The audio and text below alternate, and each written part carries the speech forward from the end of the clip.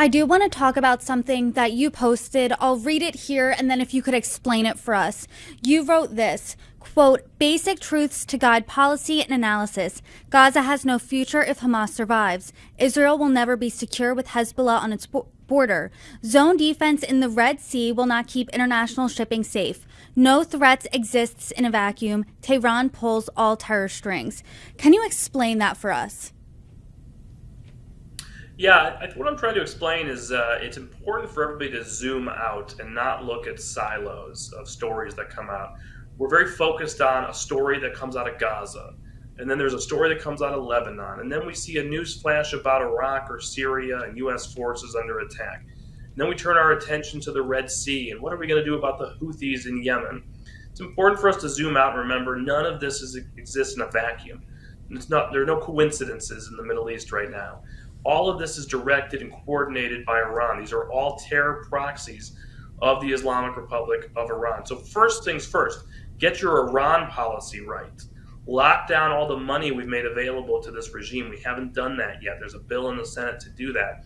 That should be taken up. Crack down on the oil shipments where Iran makes money by sending oil to China. Do whatever you can to bring isolation to that regime. And make sure you have a military deterrent that they believe is credible, that you are willing to use military force against Iranian forces in the region and potentially against Iran itself as it races forward with its nuclear program, which we can't take our eyes off either.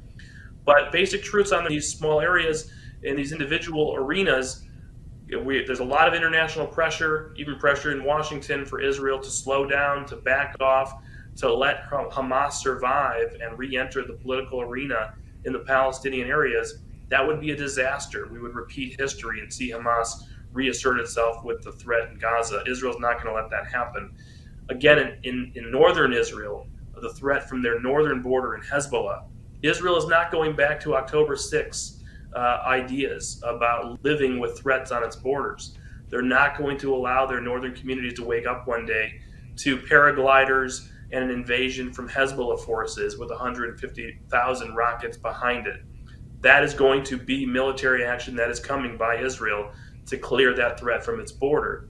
And in the Red Sea, as we see missiles, ballistic missiles, cruise missiles, drones continue to be fired against commercial shipping, we can't just rely on zone defense of trying to run 3 U.S. destroyers up and down the Red Sea hoping to intercept these missiles.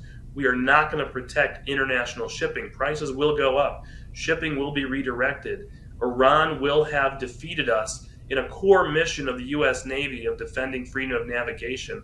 And so we have to switch from defense to offense and actually deal with the threat that's coming from Yemen. And of course, where is it being directed from? Who's the coordinator? The Islamic Republic of Iran.